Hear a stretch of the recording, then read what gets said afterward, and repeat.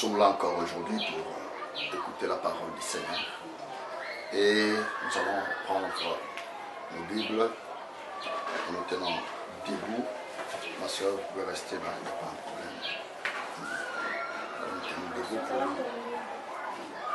pour lire la parole du Seigneur. Nous prenons le livre de Genèse, le livre du commencement. Prenons le chapitre 9, le verset 11. Je lis au nom du Seigneur Jésus-Christ. J'établis mon alliance avec vous. Aucune chair ne sera plus exterminée par le sceau du déluge. Et il n'y aura plus de déluge pour détruire la terre. Et il n'y aura plus de déluge pour détruire la terre. Et il n'y aura plus de déluge, je le répète, pour détruire la terre. Le verset 13, le Seigneur dit ceci.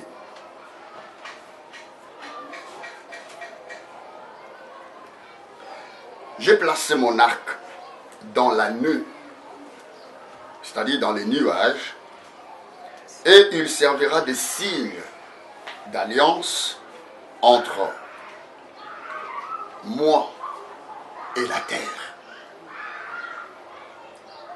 Le verset 16 dit ceci. L'arc sera dans la nuée, dans les nuages, et je le regarderai pour me souvenir de l'alliance perpétuelle entre Dieu et tous les êtres vivants, de toute chair qui est sur la terre. Que Dieu vous bénisse. Je vais prier. Bien-aimé Père Céleste, je te rends grâce de tout cœur, Seigneur, pour cette parole que tu nous accordes encore. Ces moments de l'écoute de ta parole. Nous avons besoin, Seigneur, que tu puisses parler au fond de nos cœurs. Que tout celui, partout où il peut se trouver, Seigneur, que tu parles à son cœur. Comme il est écrit, parle au cœur de Jérusalem. Seigneur, maintenant aussi, parle à nos cœurs. Parle au cœur de tous ceux-là qui vont suivre cette prédication. Je t'en supplie, Seigneur, descends encore aujourd'hui, manifeste-toi. Au nom de Jésus, je t'ai ainsi prié. Amen. Amen. Que Dieu vous bénisse. Amen. Ici, nous venons de lire dans Genèse, au chapitre 9, où le Seigneur dit, j'établis mon alliance avec vous. Aucune chair ne sera plus exterminée par le jour du déluge. Il n'y aura plus de déluge pour détruire la terre. C'est ça l'alliance. Mais lorsque Dieu fait l'alliance, il y a aussi à côté les signes même de cette alliance. Les faux de l'alliance est bien détaillé, mais il y a quand même un signe, le signe de cette alliance-là. Lorsqu'on regarde cette alliance-là, on se souvient de ce que Dieu a dit. Et le Seigneur lui-même aussi, par rapport à l'alliance, il dit, je regarderai l'alliance pour me souvenir. Vous comprenez? Il est question de cela. Lui-même, même pour se souvenir, il a placé un signe. Pourquoi? Parce que au commencement, vous savez, Dieu a fait alliance avec Adam. Il a dit, il a pris Adam comme étant un partenaire avec qui il pouvait faire alliance. Et il a dit à Adam que le jour où tu mangeras de ce fruit, tu mourras. Alors l'homme devait rester dans l'alliance, en respectant l'alliance. Mais l'homme brise toujours l'alliance avec Dieu. Il brise toujours. L'homme tombe toujours. Alors le Seigneur n'attend plus l'homme. Le Seigneur lui-même prend des résolutions. Il dit, moi j'établis. Moi-même je ferai. C'est comme vous direz dans la Bible. Partout le Seigneur est en train de parler, il dit, je le jure par moi-même. Il n'a plus besoin de quiconque. Non, lui-même. Il jure par lui-même. Il dit, la vérité sort de ma bouche. Et ma parole ne sera jamais révoquée. Vous comprenez?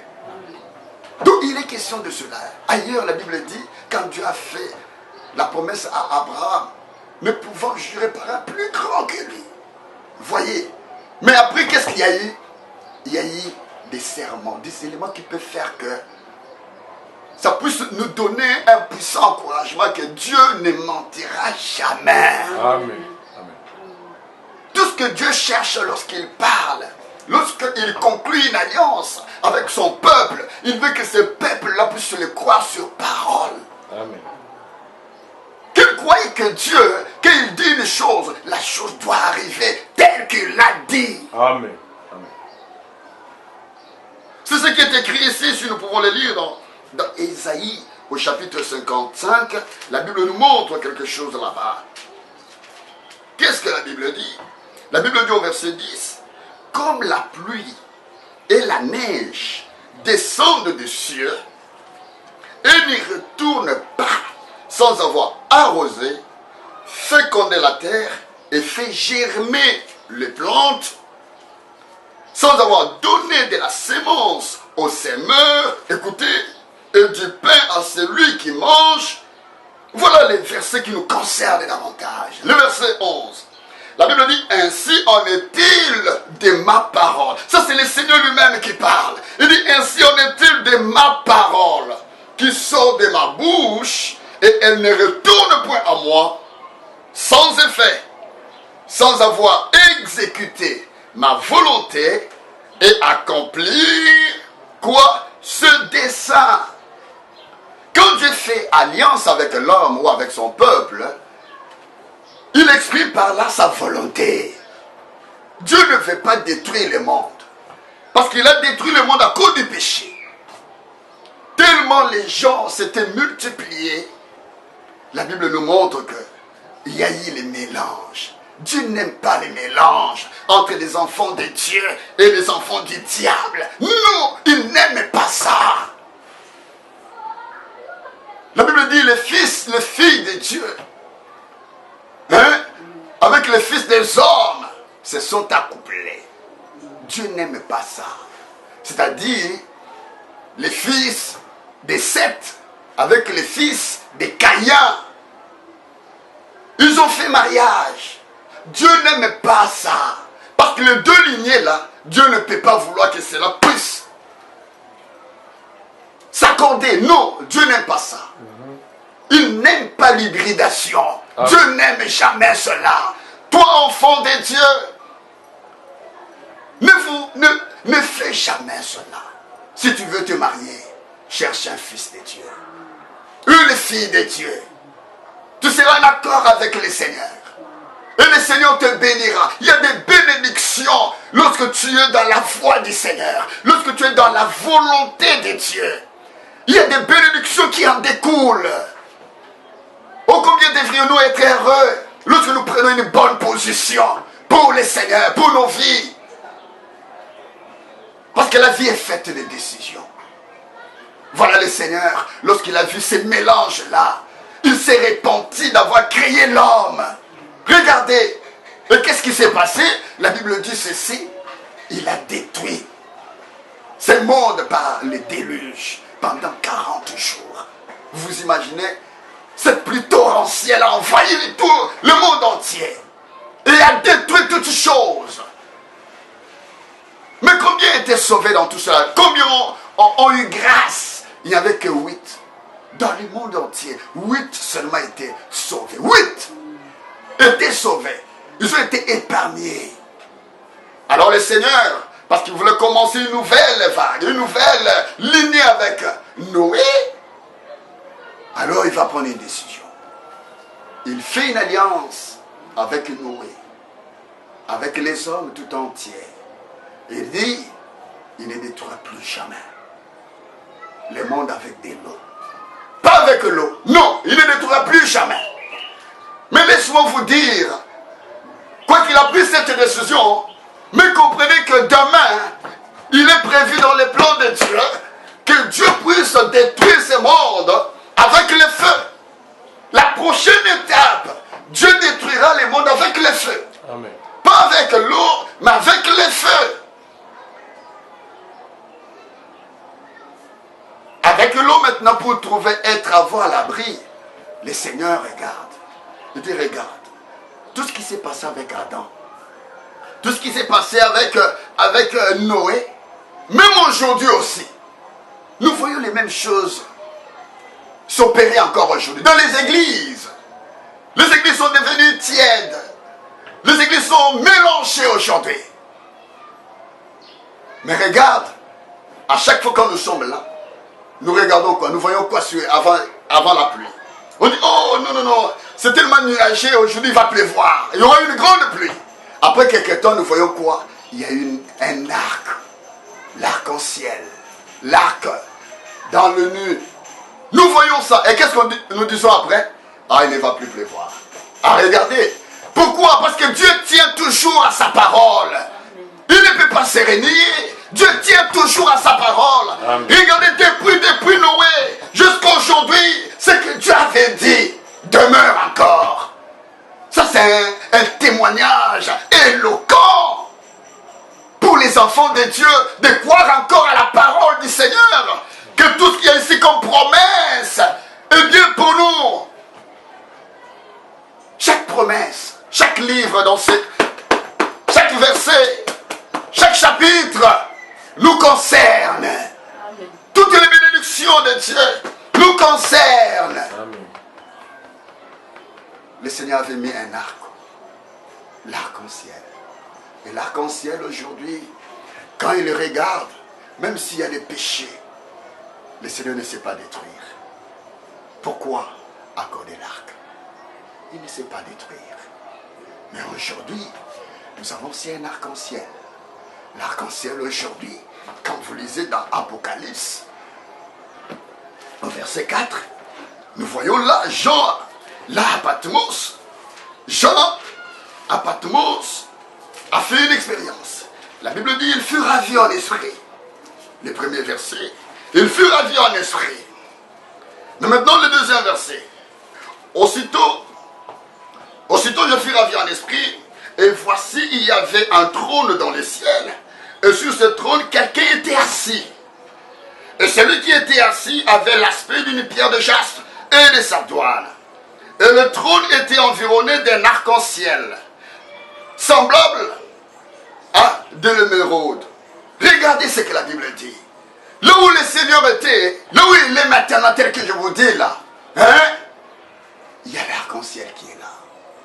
Mais l'arc-en-ciel, par rapport à l'alliance d'aujourd'hui, puisque nous sommes dans l'alliance du sang, c'est le sang qui est là. Quand le Seigneur veut détruire actuellement le monde, il regarde l'arc-en-ciel du sang, il regarde le sang. Il y a seulement une seule chose qui peut nous épargner du danger. C'est seulement le sang. Amen. C'est le sang de Jésus-Christ. Si tu es sous couvert de ce sang, tu es protégé. Amen. Tu es protégé, c'est là que tu peux avoir la vie. J'aimerais vous dire une chose. Si Dieu ne peut pas considérer cela, 5 minutes c'est trop pour qu'il détruise ce monde. Mais c'est à cause du sang qu'aujourd'hui, nous sommes gardés encore. Nous sommes encore gardés. Même ceux-là, les moqueurs qui disent, mais où est la promesse de son avènement? Oui, nous sommes encore gardés à cause du sang. Pendant ce temps de la grâce, nous sommes encore gardés. Mais la grâce prendra fin. La grâce prendra fin. L'épouse s'en ira au ciel. Mais après, le sang te servira à quoi? Ça te servira à quoi? Il est grand temps pour nous de trouver refuge sous ce sang, le sang de l'agneau. Amen. L'arc-en-ciel, c'est Christ. Amen. Parce que quand tu es en Christ, c'est là que tu es protégé. Mais comment entrons-nous en Christ? C'est par le baptême du Saint-Esprit. 1 Corinthiens 12 au 13 nous montre que c'est par ces moyens-là, par un seul esprit, que nous sommes nés dans le royaume, dans ce corps de Christ. Et c'est là qu'il y a la sécurité. Amen. Amen. L'arc-en-ciel aujourd'hui, pour nous épargner du mal, du danger, c'est être un Christ. Amen. C'est le baptême du Saint-Esprit qui est l'arc-en-ciel aujourd'hui. Amen. C'est le sang de Jésus-Christ qui est l'arc-en-ciel aujourd'hui. C'est le corps de Christ qui est l'arc-en-ciel aujourd'hui. Trouvons refuge dans ce corps-là. Amen. Et le Seigneur nous fera grâce. Amen. Le Seigneur s'en tient toujours à ses promesses. Regardez ce que la Bible dit. Quand Dieu a fait promesse à Abraham, nous pouvons jurer par un plus grand. Oui, c'est bien beau, mais lisons ce que la Bible dit. Parce qu'il a fait aussi alliance avec Abraham. Voyez, déjà dans Genèse 17, là-bas on nous montre qu'il n'y a pas seulement l'alliance, mais il y a aussi les signes de l'alliance. Genèse 17, regardez le verset 4. Voici mon alliance que j'ai faite avec toi. Tu deviendras père d'une multitude des nations. Voyez, ça c'est déjà bon.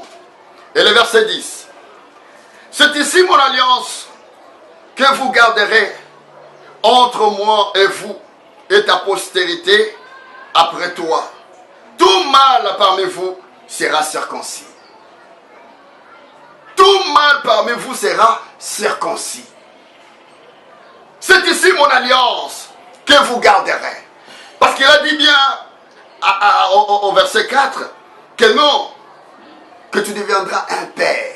Voyez, d'une multitude des nations. Au point que il y a non seulement l'alliance, il y a les signes de l'alliance. Pas seulement les signes de l'alliance, mais aussi les bénédictions de l'alliance. Les bénédictions de l'alliance. Amen. Il y en a là. Toutes les nations seront bénies en toi, en ton nom. Oui, c'est bien beau. Où? En Abraham. Toutes les nations. Il y a des bénédictions là. Mais il a dit, la Bible nous montre que Abraham ayant cru, il fit quoi? Ça lui a été imputé à justice. Il a été justifié. Pourquoi? Parce qu'il a cru. Est-ce qu'il a seulement cru? Oui, il a cru. Il a été justifié. Mais bien plus, le Seigneur lui a accordé les signes de l'alliance. C'était quoi? La circoncision. La circoncision qui est le type du baptême du Saint-Esprit. La circoncision, il lui a donné cela. Aujourd'hui aussi, tout croyant de la parole doit arriver jusqu'au baptême du Saint-Esprit. Il faut être sûr que tu es arrivé là, parce que c'est là, dans le corps de Christ, qu'il y a la sécurité. C'est là qu'il y a la bénédiction. C'est là, pas en dehors de Christ. En dehors de Christ, il n'y a pas de bénédiction. La bénédiction d'Abraham, nous l'avons en Christ. Amen. La Bible dit, en lui, nous avons été. En lui, Dieu nous a bénis de toutes les bénédictions spirituelles dans le lieu céleste. Comment? En Jésus-Christ. C'est en lui qu'il y a la bénédiction. Amen. Amen. Si simplement nous pouvons saisir, ça ce sont des bénédictions de l'alliance. Amen. De l'alliance d'Abraham. Ce sont les bénédictions. Mais nous entrons comment entrons-nous dans cette bénédiction? C'est dans la mesure où, après avoir cru le message, le Seigneur nous a amenés dans toutes ces étapes de la justification, de la sanctification et du baptême du Saint-Esprit. Il doit sceller en nous un sceau, mettre en nous un signe distinctif pour montrer au monde que nous lui appartenons. Quand le Seigneur met un sceau en toi, ça veut dire, non seulement tu es en sécurité. Tu es en sécurité pourquoi? Parce qu'il en a fini avec toi. Il en a fini avec toi. Il sait que toi, tu ne vas jamais les renier. Jamais, jamais. Jamais. Pierre avait renié le Seigneur. C'était avant qu'il ait un sceau. Vous comprenez? Avant qu'il y ait le sceau du Saint-Esprit. Il pouvait renier le Seigneur. À 3 reprises. Mais lorsqu'il était scellé, Pierre ne pouvait plus régner. Amen. Il pouvait accepter le Seigneur même quand il y avait besoin de confinement et que les militaires étaient là à leur recherche. Vous comprenez un peu? Ils étaient persécutés. Ils étaient dans l'outrage, dans les injures graves, dans des insultes. Mais malgré cela, ils n'avaient pas peur. Ils ne craignaient pas. Pourquoi? Parce qu'ils étaient déjà arrivés dans ces corps-là. Nous aussi, entrons là en Christ. Entrons en Christ. C'est là qu'il y a la bénédiction. Tu veux jouir d'une vie chrétienne? Entre en Christ. Entre en Christ, tu verras combien tu es bon. La Bible dit, si tu es bon, entre en Christ, tu verras combien il est bon. Amen. En dehors de Christ, oh, tu seras ballotté à tout vent des doctrines, dans les interprétations particulières. Tout ce que tu auras devant toi, ça ne sera que des interprétations, des semences de discorde. Tout ce que tu auras devant toi, ça ne sera que ce genre de choses qui amènent la mort. Mais tu veux avoir la vie, c'est en Christ. Amen. C'est en Christ. L'alliance, mais il y a aussi les signes de l'alliance. Le Seigneur a dit ceci dans Jean 3, que Dieu a tellement aimé le monde. Au verset 16, qu'il a donné son Fils, afin que quiconque croit en lui ne périsse point, mais qu'il ait la vie éternelle. Mais qu'il ait la vie éternelle. Il est question, ça c'est l'alliance que le Seigneur a fait avec Jésus, afin que tout celui qui croira en Jésus soit épargné du danger. Mais aussi les signes de l'alliance. Parce que quand vous croyez, vous êtes sous le sang. C'est bien beau. Mais la vie du sang, la vie, les signes même du sang, c'est le baptême du Saint-Esprit. C'est la Pentecôte. Le sang a coulé là, à Golgotha. Mais la vie, les signes, est venu au jour de la Pentecôte. C'était en ce jour-là. C'était en ce jour-là qu'on pouvait voir les gens être remplis, en train de manifester des signes, des prodiges, des miracles. Avec quoi? Avec le Saint-Esprit. Avec le baptême du Saint-Esprit. Le Seigneur nous aime. Il nous aime. Désirons entrer là. Aujourd'hui, les signes, c'est la circoncision du cœur. Amen. Si avec Abraham, c'était la circoncision dans la chair, qui consistait à extraire le prépuce, l'élément qui était le surplis, il a fallu qu'on enlève cela. Pour nous, le Seigneur, avec la circoncision du cœur, par le Saint-Esprit, le Seigneur ôte à nous tous les désirs du péché. Même l'image, l'apparence même du mal. Hein, l'apparence du péché. Nous ne voulons même pas de cela. Quand le Seigneur entre en toi, quand tu reçois le Saint-Esprit, et que Dieu te scelle, même tes désirs, le goût change. Quelqu'un qui arrive à ce niveau-là, il est prêt à changer même sa valise. Enlever toutes les courtes jupes, et il enlève cela. Il enlève les pantalons, parce qu'il est dans la promesse, il est dans l'alliance. Dans l'alliance, la Bible nous montre que quelqu'un, nous pouvons lire ça, dans Deutéronome, j'aimerais le lire dans Deutéronome 22, dans Deutéronome 22, le verset 5, regardez ce que la Bible dit. Une femme ne portera point un habillement d'homme, et un homme ne portera point le vêtement de femme. Ça, c'est dans l'alliance. C'est dans l'alliance. Celui qui est dans l'alliance, qui est une femme, ne portera jamais des habits d'homme. Jamais. On ne te verra pas avec des pantalons. Ce qui est encore grave, on voit des gens avec les pantalons, des dames avec des pantalons, et en train de prêcher l'évangile, de prêcher ce qui les condamne. Non seulement ça les condamne parce qu'ils prêchent, mais de deux, c'est parce que la Bible leur dit de ne pas le faire. De ne pas porter des vêtements d'homme. Tu ne peux pas les faire. Mais ça, c'est dans l'alliance.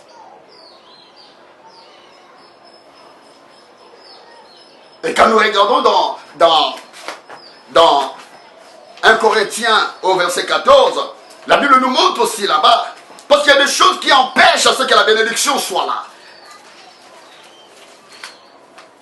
Qui empêchent à ce que la bénédiction soit là. La Bible dit dans 1 Corinthiens 14, parce que Dieu est un Dieu d'ordre, il n'est pas un Dieu de désordre.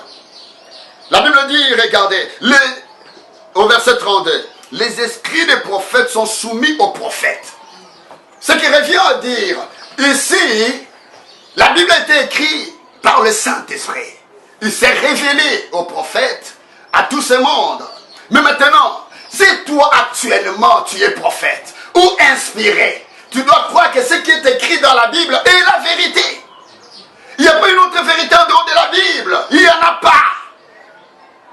Alors un prophète sera soumis au prophète de la Bible. Il est question de cela. Parce que Dieu est un Dieu d'ordre. Regardez ce que la Bible dit. Au verset 33. Car Dieu n'est pas un Dieu de désordre, mais de paix. Amen. Comme dans toutes les églises de saints. Ici, il est question des églises de saints. Si tu n'es pas une église de saints, ceci ne te concerne pas, la suite ne te concerne pas. Ça concerne une église des saints. Amen. La Bible dit que les femmes se taisent dans les assemblées, qu'il ne leur est pas permis d'y parler, mais qu'elles soient soumises selon que le dit aussi la loi. La femme n'a pas le droit de prêcher l'évangile. C'est contre la parole. Elle le fera, mais en dehors de la volonté de Dieu. Elle servira le Seigneur, mais en dehors de la volonté de Dieu. Parce qu'elle doit être soumise à la parole. La parole interdit. Mais cependant, dans l'église, elle peut prophétiser. Dans l'église, elle peut parler en langue. Il est question de cela, mais pas prêcher l'évangile. Non, elle peut être à la chorale, elle peut chanter, mais pas prêcher l'évangile.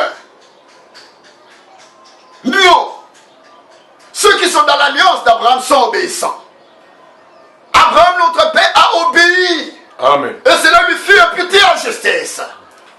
C'était ça la croyance d'Abraham, l'obéissance. Mais comment peut-on obéir? Peut-on croire mais sans obéir à la parole? Non, non, la foi et l'obéissance marchent ensemble. Ça marche ensemble. La Bible dit que les femmes se taisent. Alléluia. Regardez ce que la Bible dit. Au verset 37. Si quelqu'un croit être prophète ou inspiré, qu'il reconnaisse que ce que je vous écris est un commandement du Seigneur. Amen. C'est Dieu qui le dit, c'est un commandement du Seigneur. La théologie offre aux femmes de prêcher. Les églises des nations, les églises des hommes offrent l'opportunité aux femmes de prêcher. Mais ils le font en dehors de la volonté de Dieu. Ils le font en dehors du cadre choisi par Dieu, c'est-à-dire de la Bible. Ils ne peuvent pas le faire. La Bible dit au verset 38, si quelqu'un l'ignore, qu'il l'ignore. Ailleurs, il est écrit, si quelqu'un l'ignore, c'est qu'il est ignoré aussi de Dieu. Regardez ce que la Bible dit. Cependant, il a dit quoi? Frère, aspirez au don. Les femmes peuvent aspirer dans le même, mais pas. La Bible ne dit pas d'aspirer à quoi? À prêcher. Ne prêchez jamais. Les femmes ne peuvent pas prêcher. Dans l'alliance, cela est réservé aux hommes. Il est question de cela. Regardez maintenant ce que la Bible dit. Parce que les gens, quand ils regardent, ils disent quoi? Non, ça c'est Pierre. Ça c'est Paul. Regardez. Non. Ce n'est pas Paul, ce n'est pas Pierre. Prenons Tite. La Bible nous dit dans Tite, le premier verset, le premier chapitre au premier verset, la Bible dit Paul, serviteur de Dieu et apôtre de Jésus-Christ pour la foi des élus de Dieu. L'apôtre Paul prêchait tout cela pour les élus. Ce n'était pas pour les appeler. La Bible dit il y a beaucoup d'appelés, mais très peu d'élus. Peu d'élus. Mais l'évangile de Paul, l'évangile des apôtres, ne concerne pas les appelés. Amen. Amen. L'évangile des apôtres concernait les élus de Dieu. Amen. Ceux qui considèrent femmes prêchent. Mais lui dira non, la Bible dit autrement. Moi je crois la Bible. Mais il est question de cela. Il est question de cela. Il est question de cela. Regardez ce que la Bible dit. Dans Galates, prenons Galates. Galates au premier verset, Galates, chapitre 1er, et nous allons voir ce que la Bible dit là.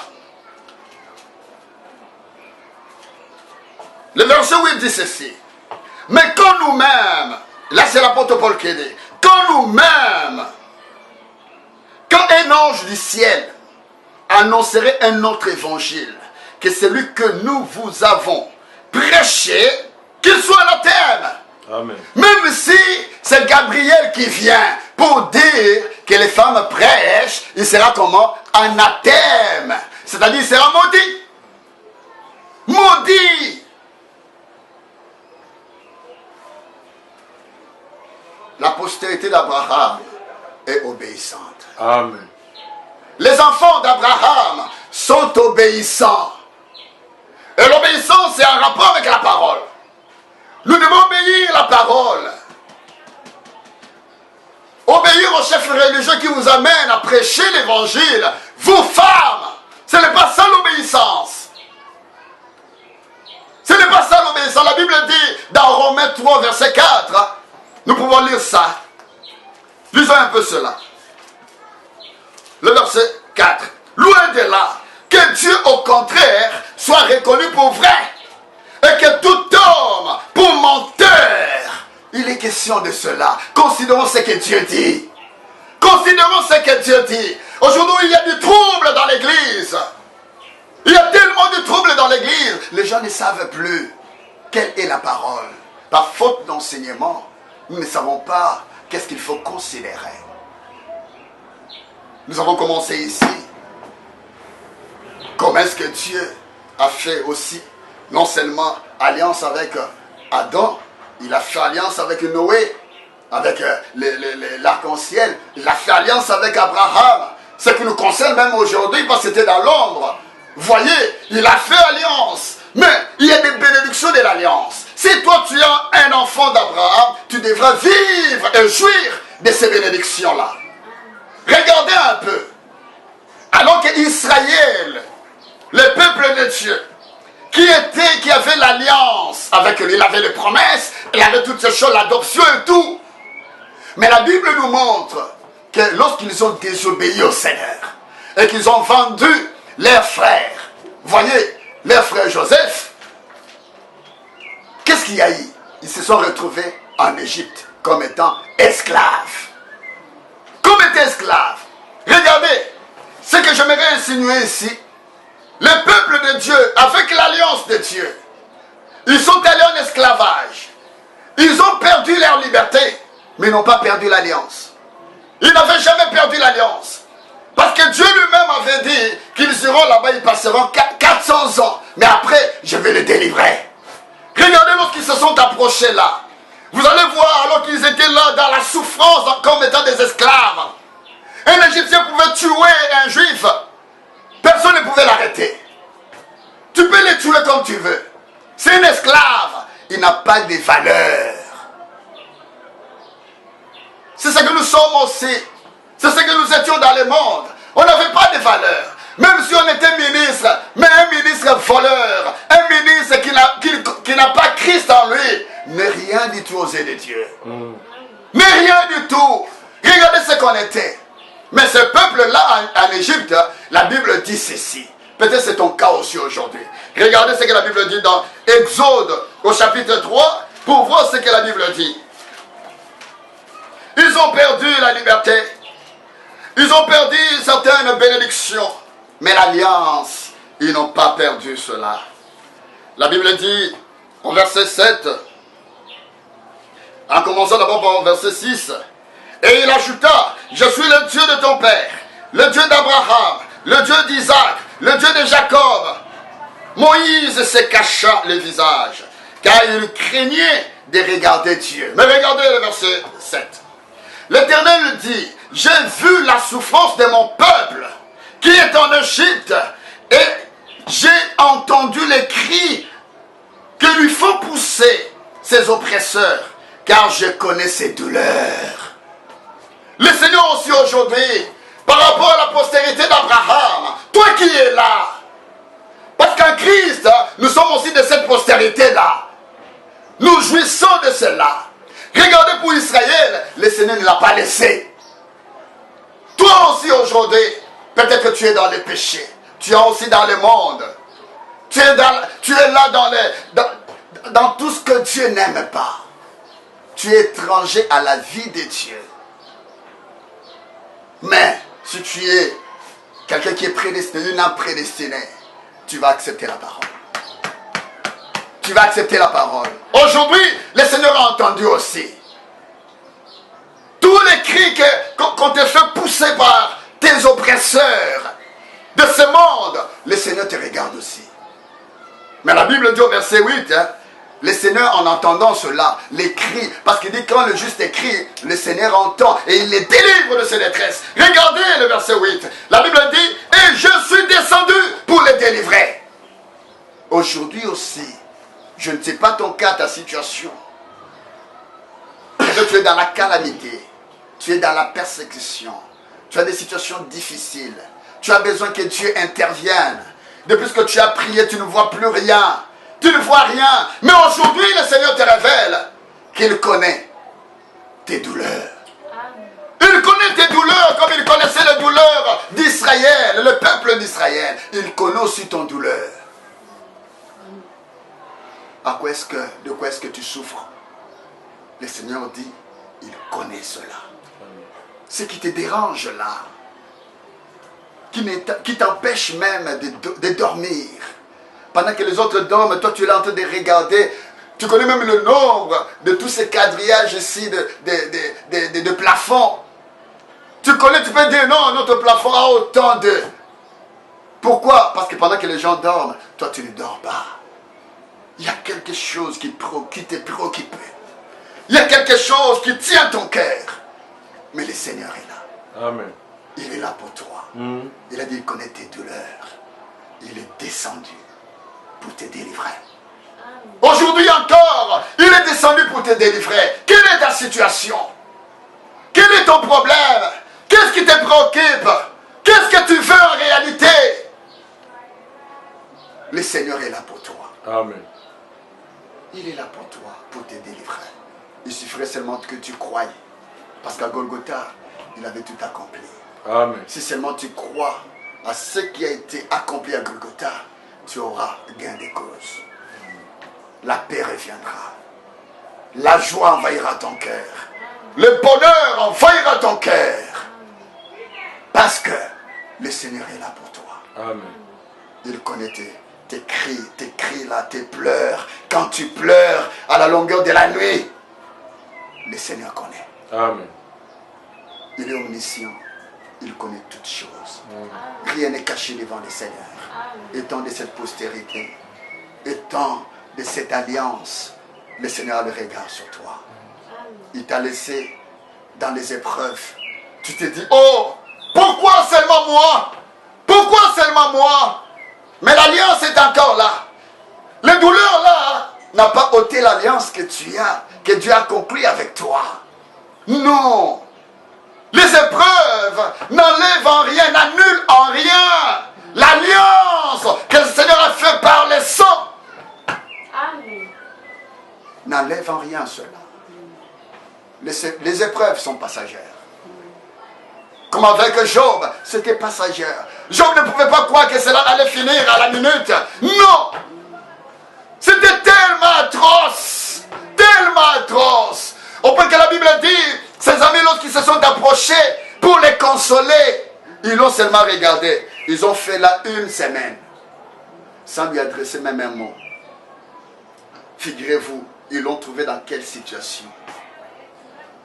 C'est-à-dire, tu n'as même pas le courage de lui dire, Job, le Seigneur est encore là. Il peut te faire sortir de là. Tu ne sais même pas lui dire. Mais malgré cela, le Seigneur a rétabli Job en double portion. En double portion. La Bible dit que les ténèbres ne régneront pas toujours. Si le temps passé a été couvert de honte,